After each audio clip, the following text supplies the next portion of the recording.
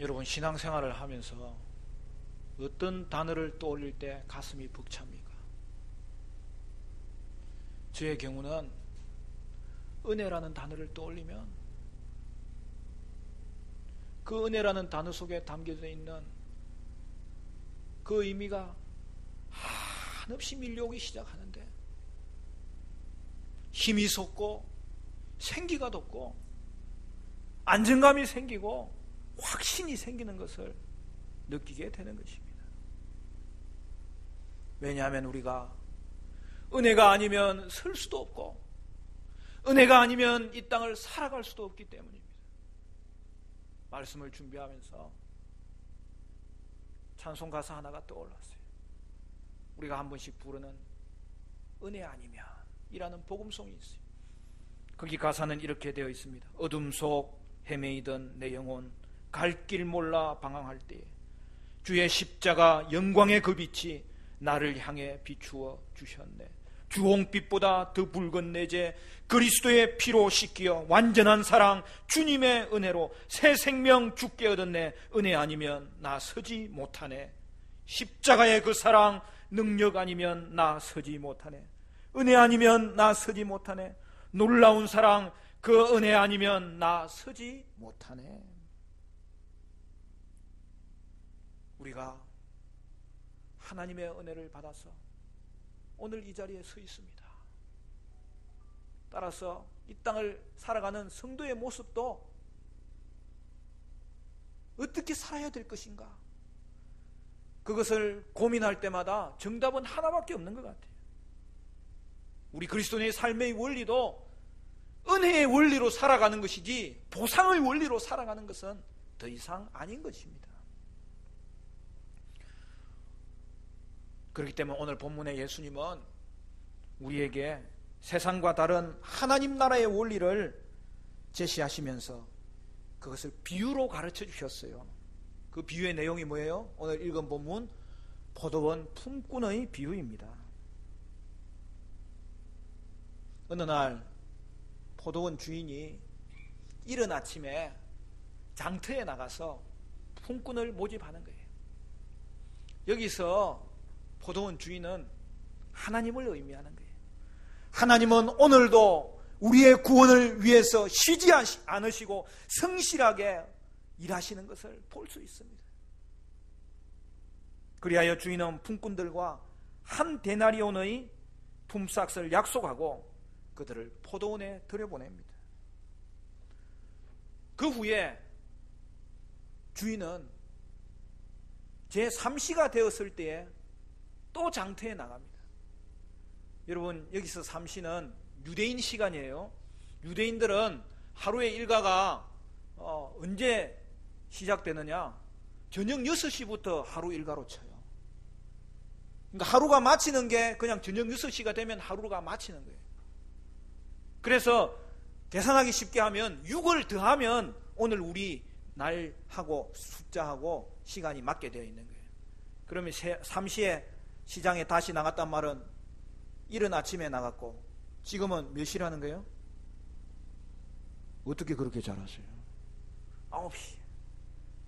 근데 오늘 본문에 보니까 3시만 나간 게 아니고 또 6시에도 나갔어요. 12시에도 나갔다는 거예요. 그리고 또 오후 1시에도 또 나갔어요. 그래서 나가니까 거기에 놀고 서 있는 사람이 있는 거예요. 내가 너희들에게 상당하게 주리라. 그렇게 하니까 그들이 일하겠다고 주인에게 다가오면서 주인은 그들을 또 포도원으로 들여보내는 거예요. 근데 이게 끝이 아니에요. 오늘 본문을 보니까 제 11시에, 그럼 몇 시에요? 오후 1시? 오후 5시가 다 되어 가는 시간에 장터에 또 나가는 거예요. 나가니까 또 서 있는 사람이 있어요. 주인은 그들에게 어찌하여 하루 종일 놀고 서 있느냐 꾸중하시듯이 질문합니다. 그때 그들이 뭐라고 이야기합니까? 써주는 자가 없어서 이렇게 하고 있습니다. 주인이 어떻게 합니까? 그들을 포도원의 품꾼으로 정하고 그들을 그 시간에도 포도원으로 들여보냈던 것입니다. 여러분, 그러고 보면 일을 마치는 시간이 6시인데 어떤 사람은 겨우 1시간을 남겨두고 일하기 시작했던 것입니다. 여러분, 우리는 이 비유를 들을 때마다 이 부분이 늘 이상하게 느껴지는 거예요. 당시 이 비유를 처음 들었던 사람들도 아마 그 대상이 바리새인들이었던 것 같아요. 그리고 제자들이 그들과 함께 있었던 것 같아요. 그때도 이상하게 여겨졌을 거예요. 아니, 포도원 주인이 오후 5시에도 사람을 쓰는구나. 이거는 정말 대단한 결단이거든요. 비유의 하이라이트가 그 뒤에 나옵니다. 날이 저물어 일을 마쳤고 주인은 포도원 품꾼들에게 임금을 지불합니다. 그런데 이상하게도 나중에 온 사람부터 줄 서라는 거예요. 그리고 지금까지는 각자 얼마 받는지 분명하지 않지만 그 다음 9절에 그것이 드러나는 것입니다. 우리 9절 말씀 같이 읽어보겠습니다. 9절 다 같이 시작.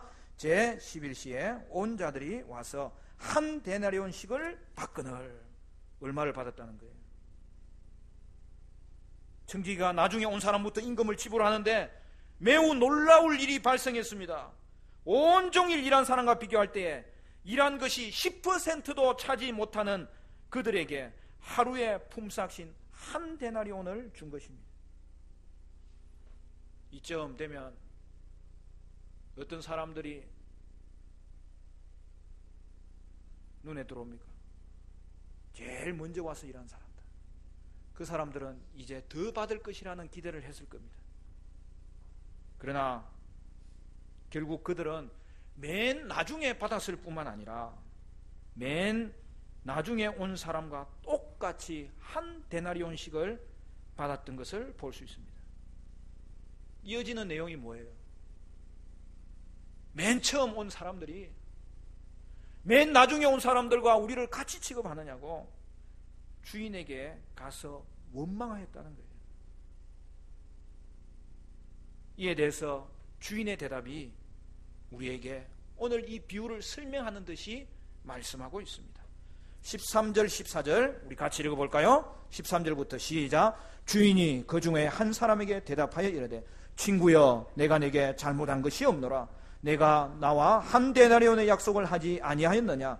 내 것이나 가지고 가라. 나중 온 이 사람에게 너와 같이 주는 것이 내 뜻이니라. 여러분, 이 비유의 말씀이 여러분에게 어떻게 다가옵니까? 먼저 온 사람들의 말이 여러분 이해가 갑니까? 물론 이해가 갑니다. 그러나 나중에 온 사람들에게 베풀어 주신 이 주인의 은혜가 여러분에게 어떤 마음으로 다가옵니까? 감사함으로 다가옵니까? 그렇습니다. 우리 모두도 바로 이 나중에 품꾼으로 부름받은 사람들처럼 하나님의 은혜가 아니면 부름받지 못하였던 자들인데 하나님의 은혜로 포도원에 들어갈 수 있었고 하나님의 은혜로 하나님 나라의 유업을 받아들일 수 있게 되었던 것입니다. 하나님의 나라는 어떤 나라냐? 은혜가 통치하는 나라입니다. 그러므로 하나님의 은혜의 통치가 우리를 살렸고 이미 살렸을 뿐만 아니라 오늘 이 시간까지 그 은혜의 통치가 우리에게 머물므로 저와 여러분은 이 자리에 서 있게 되었던 것입니다. 사랑하는 성도 여러분, 은혜의 통치를 받는 성도의 모습은 은혜의 향기가 나타나야 되고 은혜의 비전이 있어야 되고 그 하나님의 은혜의 모습이 우리 가운데도 머물러 있게 되는 것입니다. 그러면 은혜의 통치가 임한 성도의 삶의 자세는 무엇일까요? 우리가 가장 먼저 생각해야 될 것은 그것은 공정함을 넘어서는 관대함으로 살아가야 될 것을 성경이 말씀하고 있습니다. 오늘 본문은 상식이 다 깨지는 거예요. 상식을 넘어서는 이 주인의 관대함에 초점이 맞추어져 있는 거예요. 주인의 보상 방식은 일반 경제 원리를 벗어나는 거예요. 먼저 온 사람에게 한 데나리온을 주었다면 뒤에 온 사람에게는 한 데나리온보다 작게 주는 것이 일반 상식입니다. 그런데 어떻습니까? 주인은 먼저 온 사람이나 맨 나중에 온 사람이나 동일하게 임금을 준 것이지요. 그러나 여기서 우리가 분명하게 짚고 넘어가야 할 것이 있어요. 그것은 주인이 먼저 온 사람들에게 부당한 일을 한 것이 하나도 없다는 것이죠. 여러분, 주인은 약속한 대가를 정확하게 지불했습니다. 주인은 품꾼을 부를 때에도 흥정하지 않았어요. 그리고 일을 다 하고 나서 줄 때에도 흥정하지 않고 약정한 대로 금액의 전부를 지불한 것입니다. 문제는 다른 데 있죠. 주인이 나중에 온 사람에게 처음 온 사람과 통일한 한 데나리온을 지불했다는 사실입니다. 그런데 이것이 하나님 나라의 원리라는 것이고, 이것이 우리를 살리는 원리라는 것이고, 이것이 오늘도 이 땅을 살리고 있는 하나님의 은혜의 통치라는 사실이죠. 우리가 주님을 대할 때마다 놀라는 것이 바로 이 은혜에서 놀라는 것입니다. 우리가 신앙생활을 하다가 또 놀라는 것은 하나님의 그 은혜가 지금도 머물고 있다는 이 바로 은혜에서 우리는 놀랄 수밖에 없는 것입니다.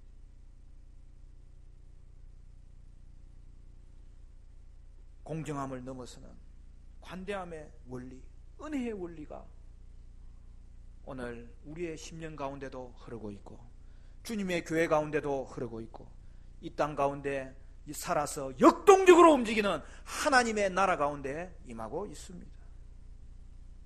은혜의 원리는 작게 받는 사람은 아무도 없어요. 다 풍족해요.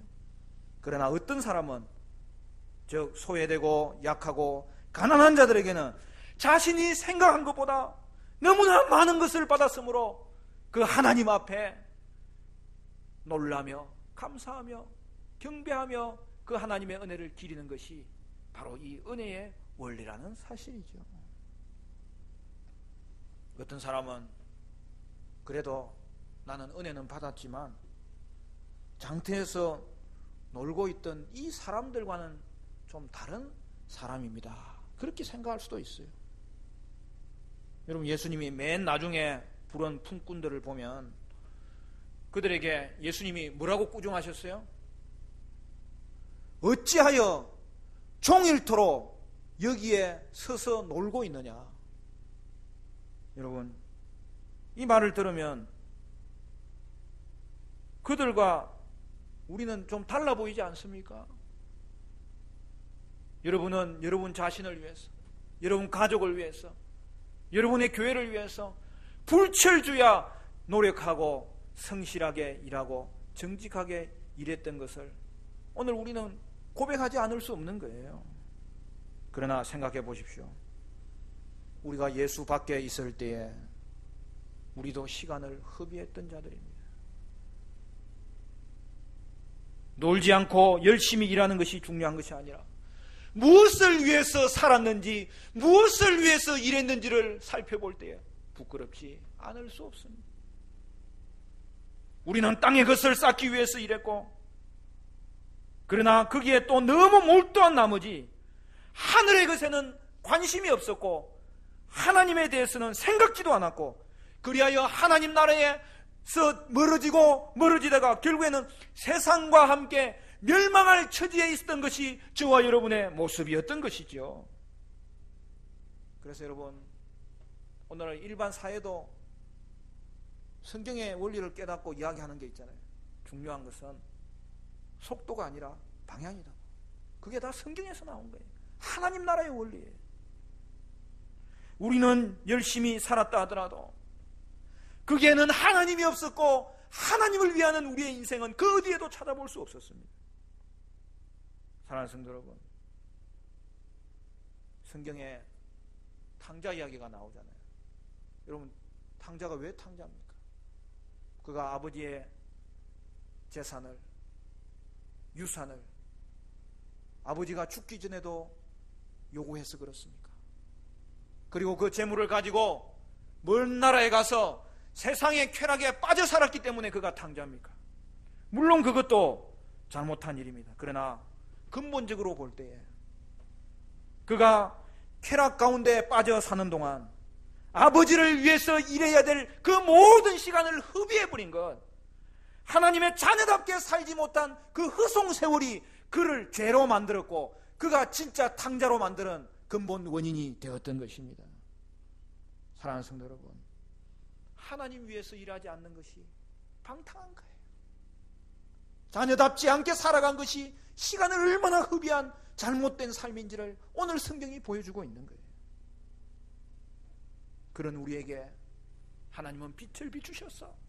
우리의 어두운 눈을 밝히셨고 세상의 헛됨을 보게 하셨고 세상이 결국 그 절벽 끝에서 무너지고 말 것을 먼저 보게 하셔서 하나님의 나라를 사모하게 하시고 하나님을 붙잡게 하시고 결국 그 나라 안에 우리를 들여놓게 하셨고 하나님을 위하여 살게 하신 그것이 은혜인 줄로 믿으시기를 바랍니다.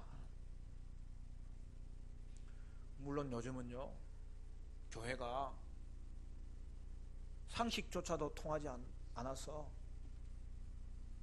세상에 손가락질을 받아요. 정말 교회가 상식이라도 통해야 되지 않겠느냐, 자조 섞인 목소리가 나오고 있는 것이 사실입니다. 여러분, 교회가 영적인 일을 한답시고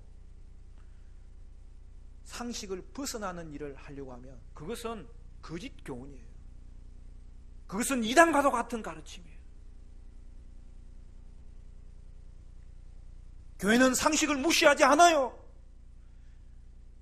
세상의 상식자들이 볼 때에 다 고개를 끄덕일 만큼 인정하는 것이 교회의 모습이어야 돼요. 그러나 교회는 상식에 머물지 않아요. 교회는 상식에 머무는 것이 아니라 상식을 넘어서는 은혜의 원리를 지키고 베푸는 그러한 하나님의 모습을 보여줘야 되는 것이죠. 어떤 사람은 법에 저촉만 되지 않으면 어떻게 돈을 벌더라도 상관이 없는 것 아니냐. 문제는 뭐냐면 그것은 세상 사람들이 혹시 그런 말을 하더라도 속으로는 저 사람 아니야, 그렇게 비난받을 일인데,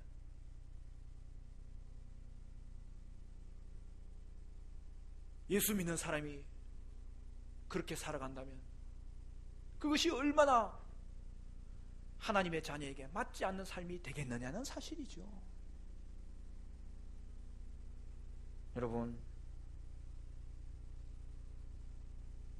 법도 조항보다 더 중요한 것이 법의 정신이잖아요. 하물며 법의 정신보다 더 뛰어난 은혜의 원리를 간직하고 살아가는 하나님의 자녀들에게 이 땅을 살아가면서 법을 지키는 데 있어서 세상보다 더 월등하게 지키고 그 정신을 추구하고 하나님 나라의 원리가 도리어 저들 가운데 나타남으로 말미암아 법이 없어도 살아가는 하나님의 은혜의 통치가 나타나는 것이 당연한 것이 아니냐는 것이죠. 사랑하는 성도 여러분, 오늘 이 시대를 살펴볼 때에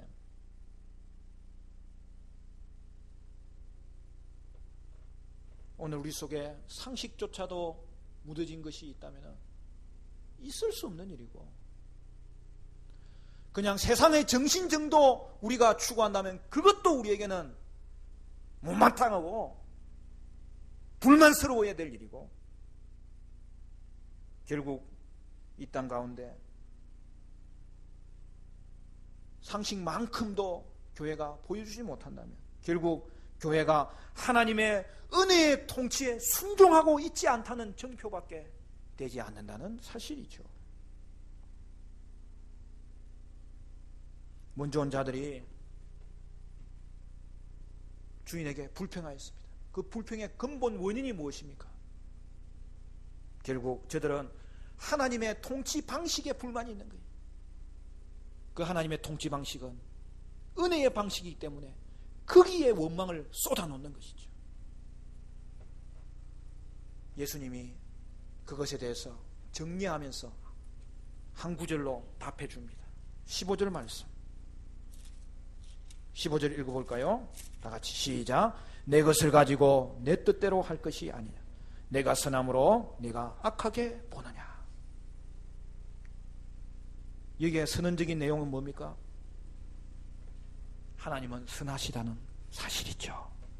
선한 분은 하나님밖에 없어요. 하나님이 하는 일은 분명히 옳다는 사실이죠. 그리고 그 하나님의 선하심이 가장 잘 드러난 것이 무엇입니까? 하나님을 통해서 나타나는 은혜의 통치라는 사실이죠. 그 은혜의 통치가 이 땅을 지금도 살리고 있고 저와 여러분을 살렸고 계속 잘되게 하고 있음을 믿으시기를 바랍니다. 따라서 저와 여러분은 하나님의 은혜의 통치로 구원받았으니 자신에게 임한 이 하나님의 통치에 대해서 늘 감사하며, 그리고 다른 사람에게도 하나님 이 은혜를 주옵소서, 우리는 그들을 위해서 기도하며 그들도 은혜의 통치 받기를 기대하는 그러한 심령으로 살아야 되는 것입니다. 오늘 본문의 결론은 이것입니다. 16절 말씀 같이 읽읍시다. 시작. 이와 같이 나중된 자로서 먼저 되고 먼저 된 자로서 나중되리라. 여러분, 이 구절은 근래에 한번 들어본 구절 아닙니까? 앞주에 설교한 구절이에요. 오늘 이 포도원 품꾼의 비유는 바로 이 구절이 앞과 뒤를 감싸고 있었던 것이죠. 우리가 앞부분에 살펴봤던 내용은 뭐예요? 예수님께서 베드로와 대화를 하실 때에 제자의 보상에 대해서 이야기를 하지 않았습니까? 그 제사와 이야기하는 그 제자의 보상에 대한 대화의 결론이 무엇이었습니까? 마태복음 19장 30절, 우리 한 장만 앞에 넘겨볼까요? 19장 30절 같이 읽습니다. 시작. 그러나 먼저 된 자로서 나중되고 나중된 자로서 먼저 될 자가 많으니라. 이 말은 무슨 말이에요? 오늘 포도원 품꾼의 비유의 결론이 이 결론으로 났다는 것은 포도원 품꾼에서 주님께서 그 먼저 온 자들에게 경고하는 말씀으로 이 내용을 주신 것 아닙니까? 그렇다면 동일한 거예요. 제자들에게 제자의 보상을 말씀해 주셨지만 그 제자들이 세상 보상을 생각하고 예수님을 접근하였을 때에 그 결론이 뭐라는 거예요? 예수님은 바로 제자들에게 경고하면서 이 말씀을 주셨다는 사실이죠. 여러분, 먼저 된 자가 나중된다는 것은 은혜의 원리를 모르고 살아갈 때에 오직 보상의 원리로만 살아가는 자가 있다면 그 제자는 하나님 나라에 들어가지 못할 수도 있다는 것을 경고하는 것입니다. 물론 은혜로 구원받았기 때문에 하나님 나라도 은혜로 들어가는 것이죠. 그러나 이 말씀이 우리에게 사실은 경고의 말씀으로 들리는 이유는 은혜의 통치를 받은 사람에게는 은혜의 모습이 당연히 나타나게 되어 있는데 그것이 나타나지 않을 때에 우리는 우리 자신을 점검하지 않으면 안 된다는 사실이죠.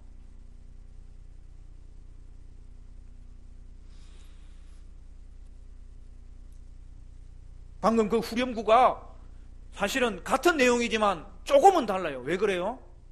19장 30절에는 먼저 된 자가 나중된다는 말이 앞에 나오고 오늘 본문 16절에는 나중된 자가 먼저 된다는 말이 앞에 나오는 거죠.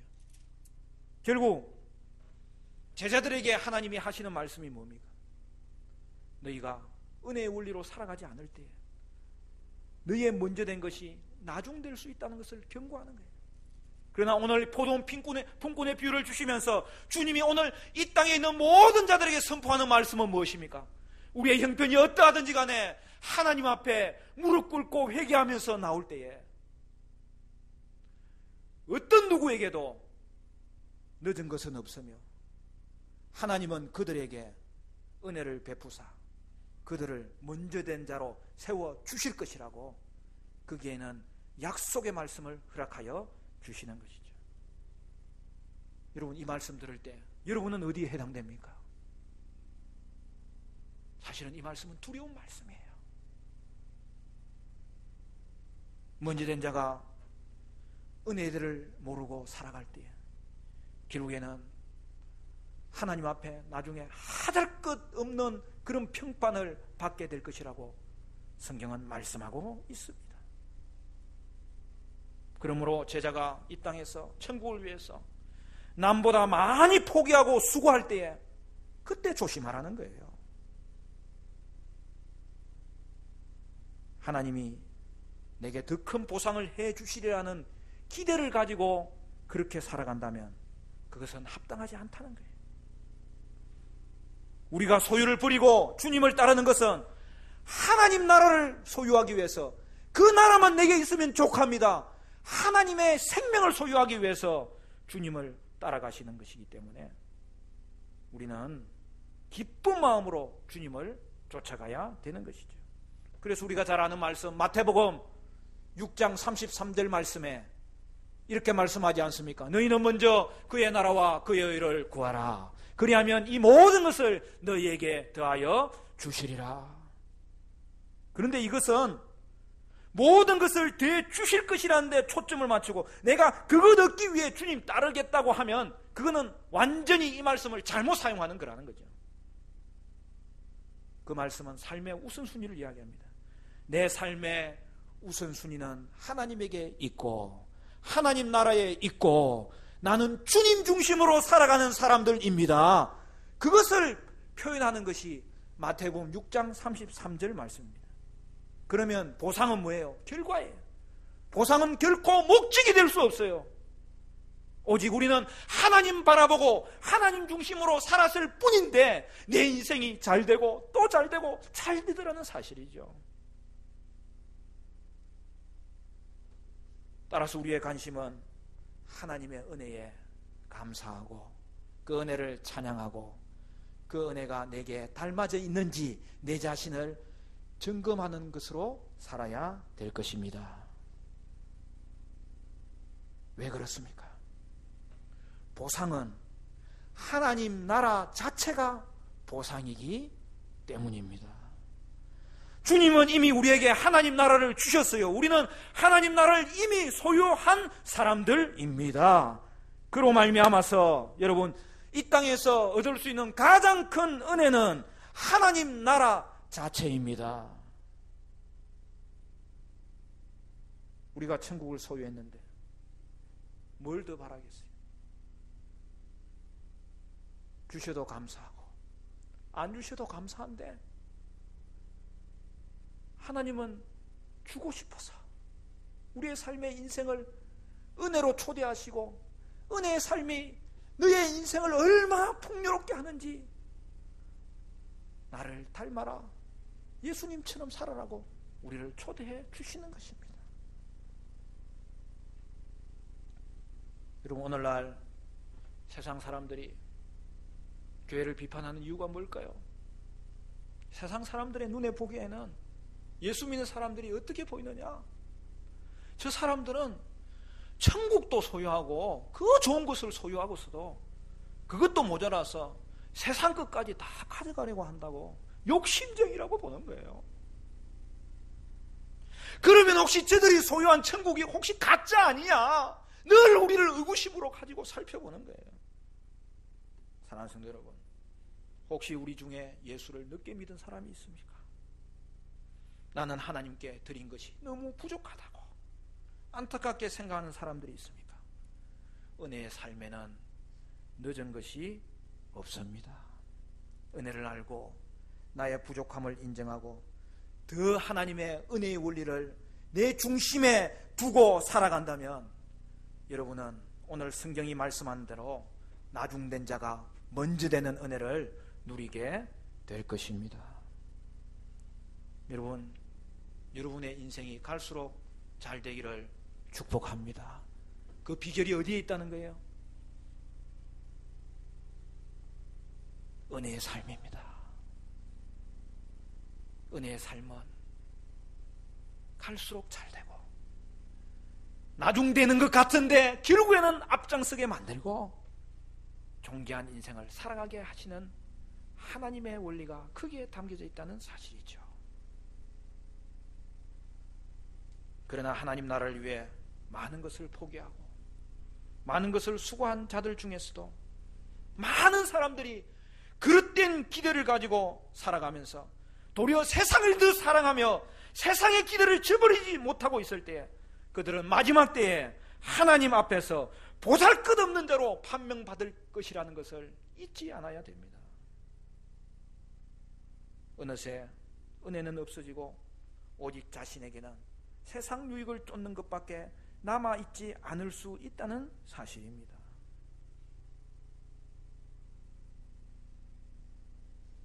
많은 것을 수고한 성도 여러분, 그런 자들은 오늘 다시 은혜를 붙잡으시기를 바랍니다. 그래야 먼저 된 자가 나중되지 않습니다. 은혜의 삶은 순간순간 우리에게 도전의 삶이 아닐 수 없습니다. 여러분 어떻게 하시겠습니까? 은혜의 삶을 사시기를 간절히 축원합니다.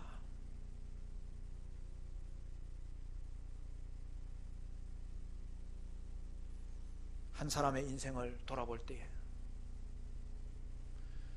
믿지 않는 사람은 제쳐놓고요, 믿는 사람의 인생을 돌아볼 때에 그 사람의 인생에서 그를 돋보이게 하는 것은 은혜의 발자취.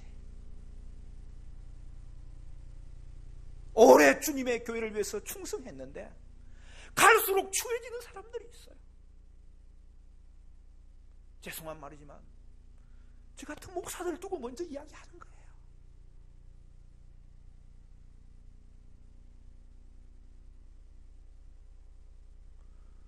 저도 자신 없어요.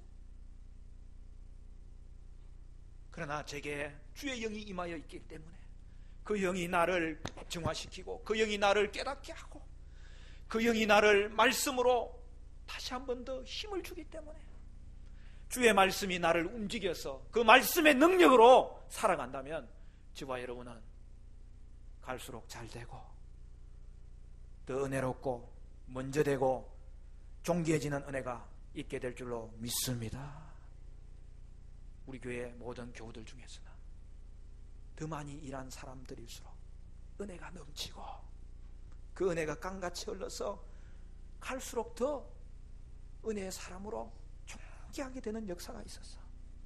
이 땅 가운데 믿음의 도리를 보여주고 주님의 교회들 가운데서도 믿음의 본을 보여주고 하나님의 교회를 여기까지 주님이 인도하셨는데 은혜의 공동체로 잘 세워서 주께 영광이 돌리는 교회 만들 수 있는 모든 성도 여러분 되시기를 간절히 축원합니다. 오늘 37주년 교회 설립 기념주일을 맞이했습니다.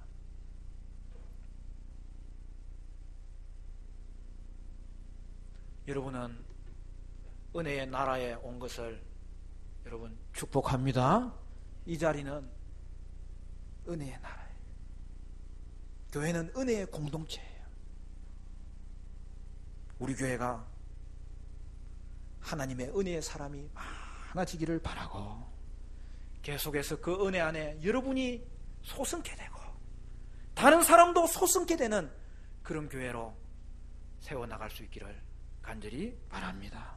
사랑하는 성도 여러분, 상식을 뛰어넘는 관대함으로 여러분의 심령을 변화시키시고 가장 귀한 천국 이미 소유했으니 감사함으로 주께 충성하시고 여러분의 삶이 은혜의 삶이 되셔서 나중된 자가 먼저 되는 갈수록 잘 되는 하나님의 은혜가 몰목이 되시기를 주님의 이름으로 축복합니다.